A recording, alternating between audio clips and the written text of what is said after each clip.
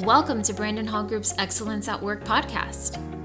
You will hear from industry leaders covering innovative, cutting-edge business, learning, and HR topics that weave current market research and technology into each episode.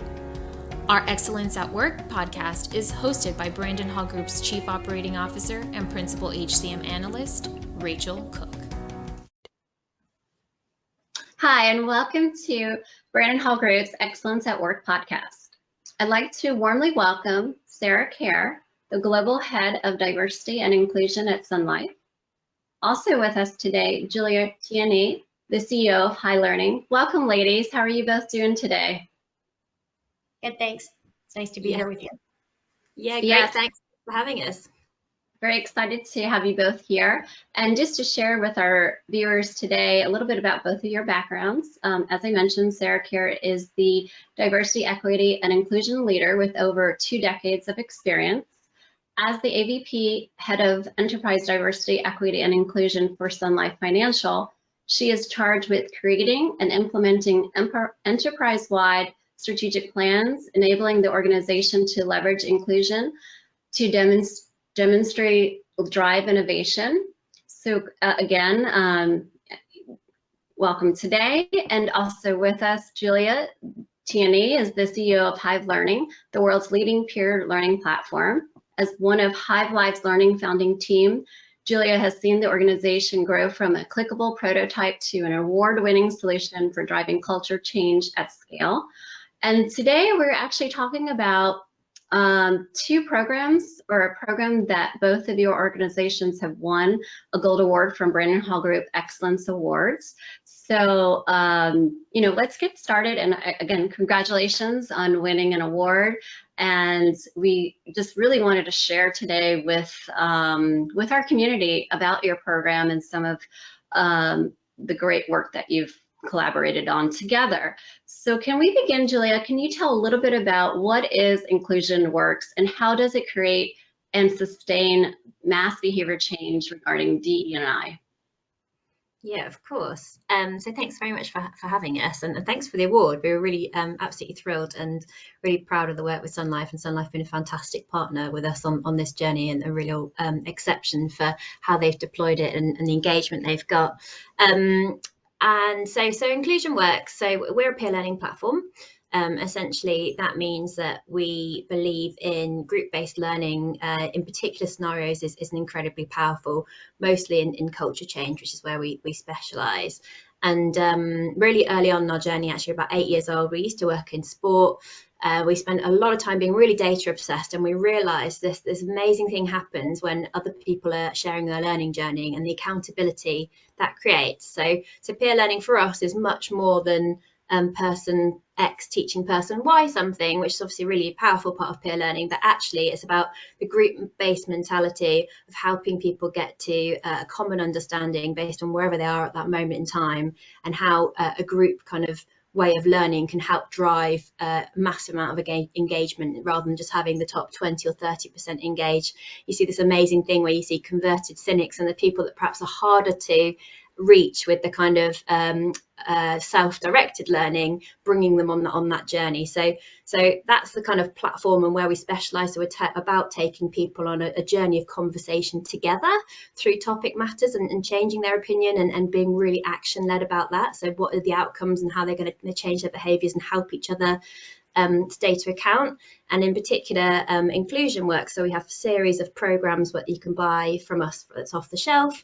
Mostly they're really highly configurable, really highly customizable, and they feel like the organizations once they purchase them from us. So Inclusion Works is one of our flagship programs. It's about 125 different pathways in diversity, equity, and inclusion. Typically our customers only sort of take something like 8 to 10, and Sarah and the team, then really took it on themselves, helped take us on a journey of kind of how they needed to curate that for different parts of the globe, and then rebranded it. So Kaleidoscope was their version. I'll hand over to Sarah to perhaps talk a bit more about that.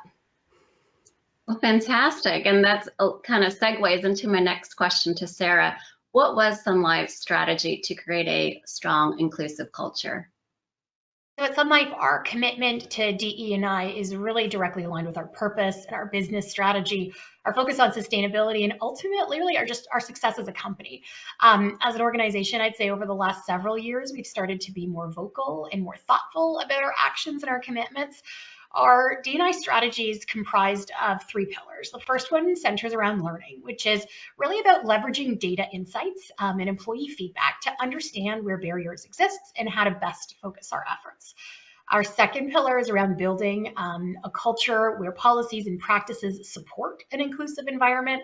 And our third is around leading and the tools and the practices that will empower leaders to act. And our focus has really been around building ownership and accountability. In each of these pillars, we focused on how our actions can support our colleagues, our clients, and our communities.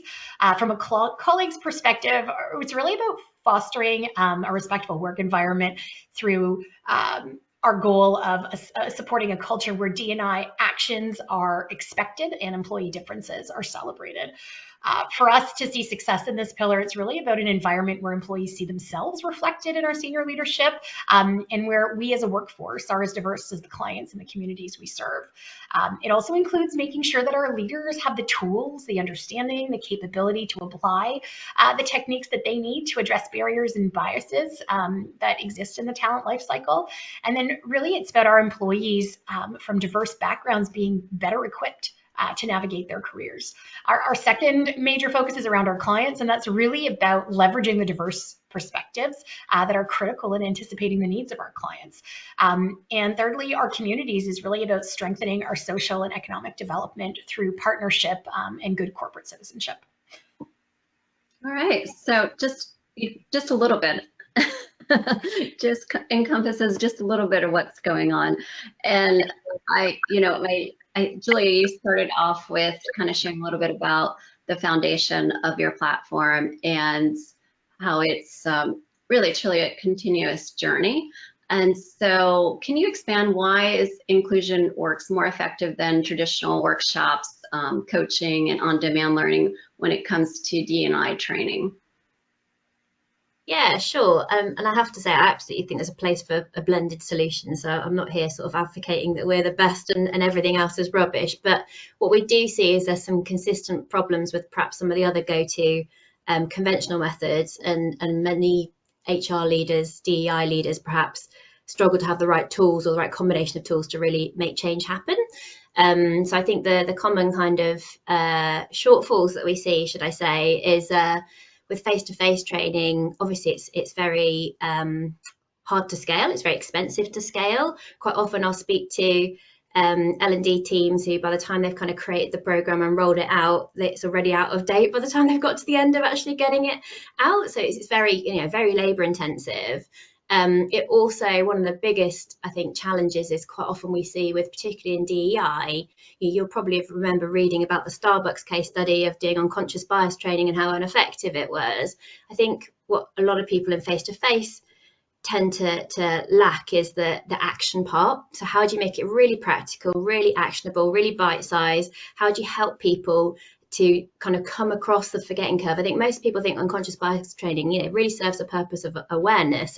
But what you often hear when you see a lot of the studies and evidence is people feel a bit helpless. They sort of feel like they're part of the problem, but they don't know how to overcome it. So I think, the solution for that is making it really practical, really actionable, meeting people where they are on the journey so they don't feel intimidated or patronized or, the problem.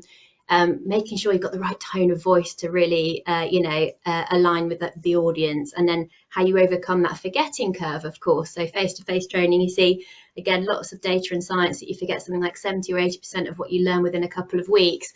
That's just the learning part without all the actions and embedding it. And of course, that's the most important part of any learning program, right? Is getting people to actually do something and change the way they're working or change the way they're behaving. So I think overcoming that forgetting curve is something where we use a lot of nudges, using nudge theory. We have peer-driven notification. So a peer-driven notification is 6 times more successful at bringing people back into the platform. So it's really interesting, the psychology around seeing people and their behaviour change around you and how that creates kind of a benchmarking and fear of missing out to help people come back in.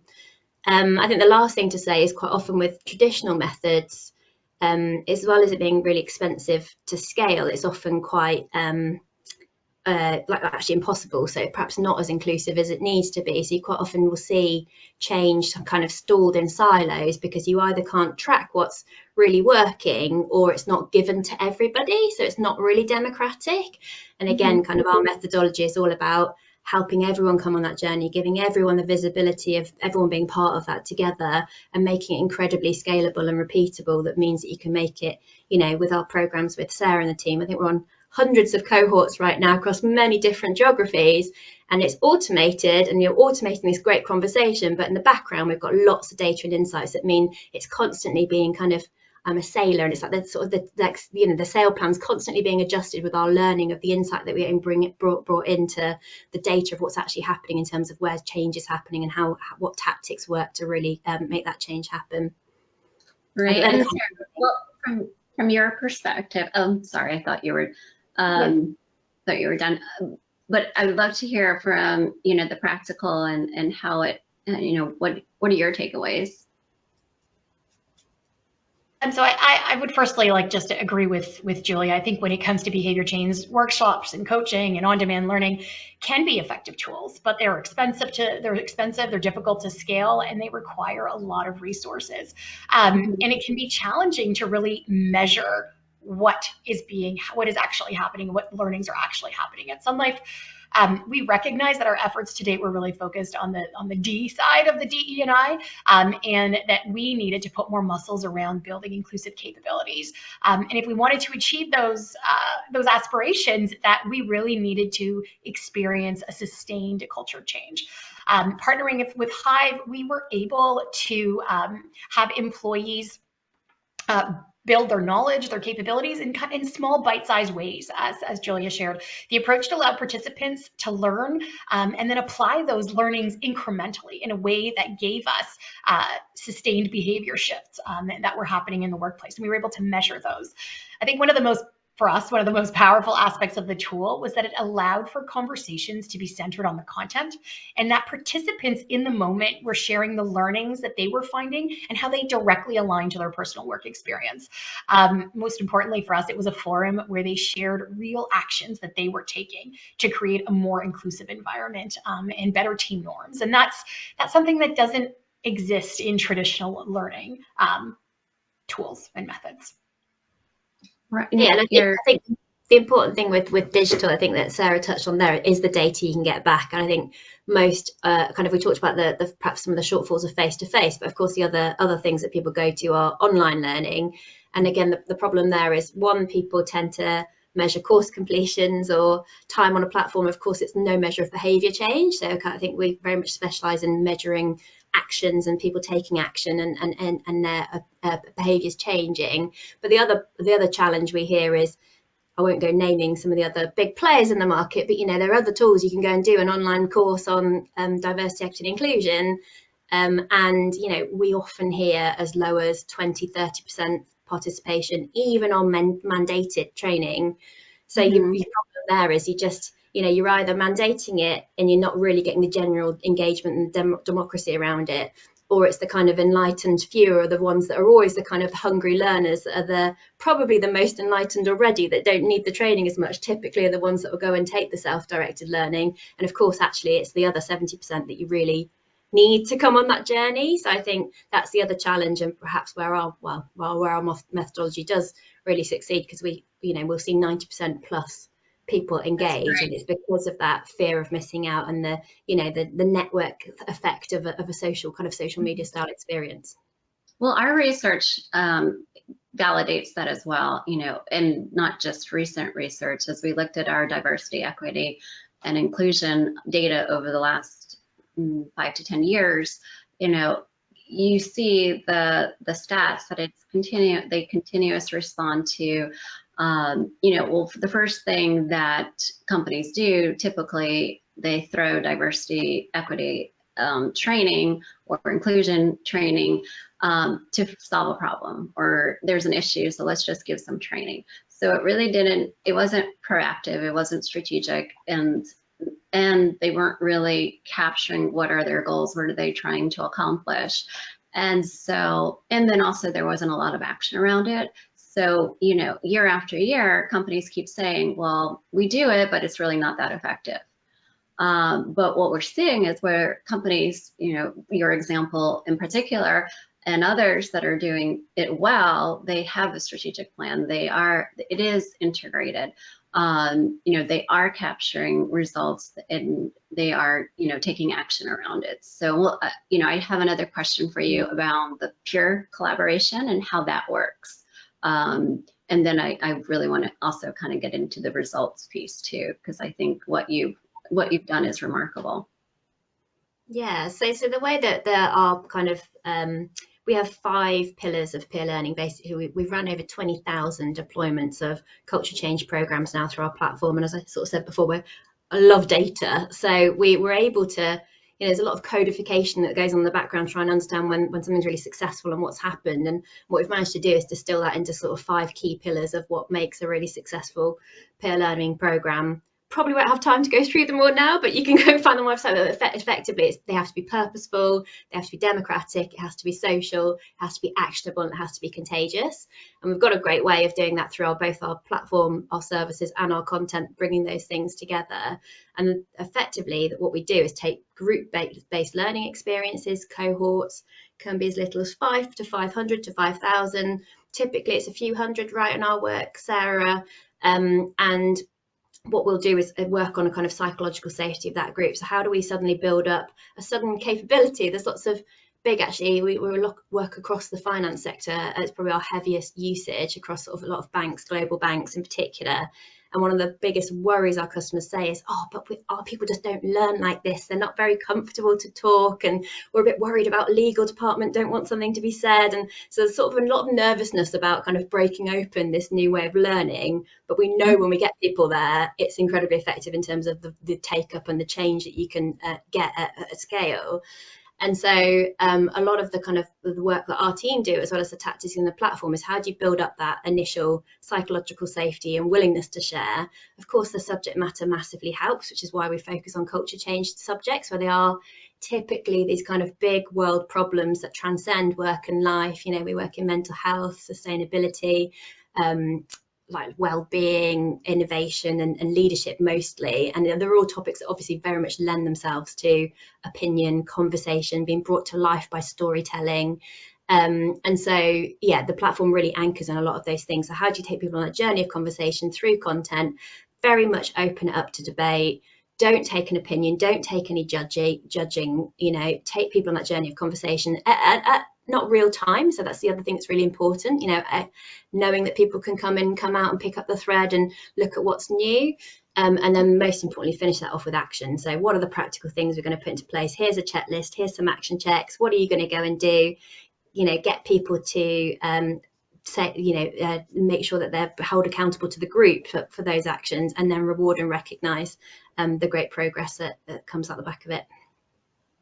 Fascinating. And what I find also about these types of exercises, that they are so interesting. So if people really take the time to understand what they're learning, or to empathize perhaps with someone different, you learn so much. And every time I go into a different, or every time I review a different program or talk to someone, I learn something new almost every time, especially if it's something that I haven't had experience with. Or maybe it's the way that if someone's sharing a problem with you, it's not always, you don't always have to solve the problem, but just by, there's certain things you can say or not say.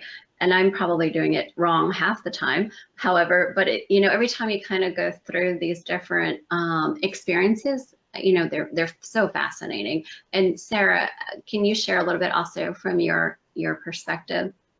Yeah, absolutely. So we found that the peer learning aspect was really attractive, and we wanted to create that common journey. But as a global organization with employees across North America, Europe, and Asia, we had an additional need to be able to embrace the diverse perspectives of a global team. And so we needed a solution that would allow us to balance the need of sending that one common journey, that one clear message around DE&I, while also recognizing that there was going to be various regional nuances that we needed to be careful of. And so with Hive's learning approach, they really helped us alleviate some of those challenges.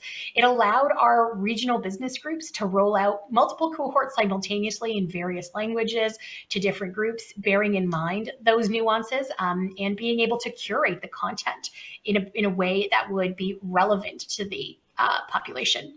Additionally, it was so easy to edit that content, and the business groups would be able to easily respond to emerging needs. It was in the middle of the Black Lives Matter movement and the horrendous murder of George Floyd. And we were able to quickly pivot and go back to Hive and say, we need to be responsive to this content. We need to add pathways around allyship and understand people's experiences. And so we went back to the Hive team, and we were able to build and deliver content within days that was relevant and timely to the experience of our employees. And the social learning format really did help empower our teams to also build accountability, because it was teams that were in it together, and they were learning from each other. And so they would hold the tension almost for each other and saying, you know, we learned about this approach or this behavior shift, and now we're putting it into practice as a team. So for us, it was super powerful. Interesting. And I'm curious.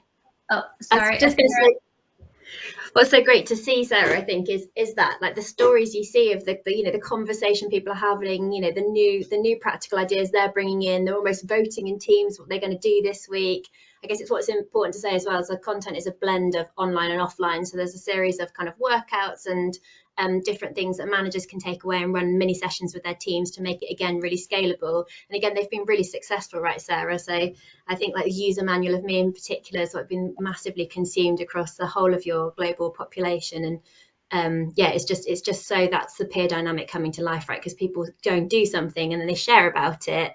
And then, you know, you get this massive sort of rush of 50% people logging in from that notification because they think, oh, that reminds me, I needed that nudge to go and do that myself. Right, and that's where you use the word contagious, which I wanted to comment on that before. I haven't heard that term before related to a training program, so it's I like that. It's contagious. You have to do it, or you know, it's easy to catch. So interesting way of describing it. And then Sarah, I did have another point. Or sorry, I was going to say the interesting dynamic between carrot and stick, basically, and it's somewhere in the middle, right? Mm-hmm. Yeah. And speaking of which, what percentage of your programs are mandatory, or are these voluntarily available to them? So for Sun Life, we have rolled out the program enterprise-wide. As Julia shared, there are several types of pathways or contents that each region can sign up for. So Sun Life, I think we have probably around just shy of 20 different pathways that can be customized regionally. And so we've got some baseline, probably about 7 or 8 of them that are baseline, that we say everybody across the organization needs to complete these pathways of content. But in addition to that, you could add in, depending on the experience and the needs of the client group, we've added, for some regions, we've added ageism as a focus area. For others, it was allyship. And so there's so much opportunity to customize and really partner with the leadership teams of each group to say, what are the needs of this group? Where do you see the biggest tensions? And how can we help alleviate that through this conversation starting learning program? Okay, interesting. And so that, you know, and you know, having the flexibility to do both, because you probably, managers or certain regions do have different needs, and then to be able to localize them, that's really important. And let's talk a little bit now about the results. You know, you mentioned a little bit, you know, creating actions around the data. You know, with launching Kaleidoscope, how did you measure what was important, and what did that look like? So for us, our main goal in partnering with Hive was to really be able to create metrics and measures around those behavior shifts. We knew the diversity of our business groups. We knew what the representation was. What we didn't know was how to measure inclusion. We didn't know how to measure that behavior shift. And we wanted to ensure that not only were employees building their understanding about inclusion, but we wanted to quantify that shift and see how it's taking place. So each of the pathways allowed us to create metrics around knowledge acquisition through polls, through questions. We could gauge what content was being absorbed and how it was being applied. I'll give you a small example. We would ask questions, for example, perhaps early on in the pathway and say, do you know what a microaggression is? And so that might be a poll. And so people would say yes or no, and then would watch a video or would read a short statement that would explain what a microaggression was. A little bit later, we might ask, do you know how to interrupt one? So you've taken all this learning. A couple of days later, do you know how to interrupt a microaggression? And then we would get that response rate. So now you're seeing the ability to acquire the talent. And then the final question might be, have you interrupted one? And that's really where we would see behavior shifts. So not only do I know what a microaggression is, I know how to interrupt one, and I've applied it in my day-to-day. So that was really, really powerful for us. And so now that we've rolled out the program globally, we've got over 10,000 participants who are taking it, and we're rolling it out to our global population of 27,000 employees. Some of the early metrics that we saw, we have 94% of our employees felt confident in demonstrating inclusive behaviors at work. 88% were committed to taking the actions that they learned through the Kaleidoscope program, and 93% believe that this program is going to drive positive culture change at Sun Life. And those results are unlike anything that we have seen in other types of learning programs. So that's really That's very impressive.